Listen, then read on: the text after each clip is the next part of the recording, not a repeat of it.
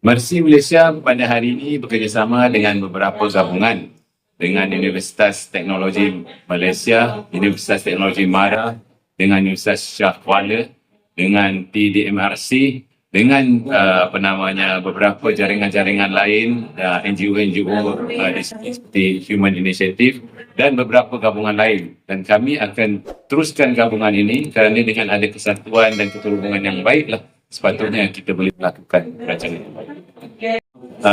Program Sawa Gampeng selepas 20 tahun tsunami adalah untuk melihat apakah perkara yang telah berlaku selama 20 tahun ini daripada fasa darurat masuk kepada fasa rehab recon dan seluruh yang dilakukan pada tahun yang berkenaan.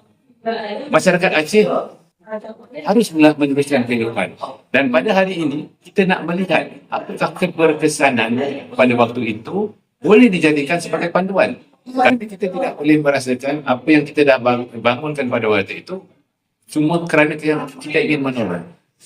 Kerana perkara yang penting dekat sini adalah bagaimana masyarakat boleh terus hidup dengan lestari dan berkelanjutan. Dan inilah sebenarnya kita fasa pengukuran yang momen yang sangat penting untuk kita ambil supaya pembelajaran pengalaman, pembelajaran lapangan ini boleh kita kongsikan kepada mereka di luar. Ke semua masyarakat Aceh, selama 20 tahun yang pernah dilalui, tentu ada aktivitas, tentu ada perkembangan sosial, perkembangan ekonomi yang telah berlaku selama 20 tahun ini.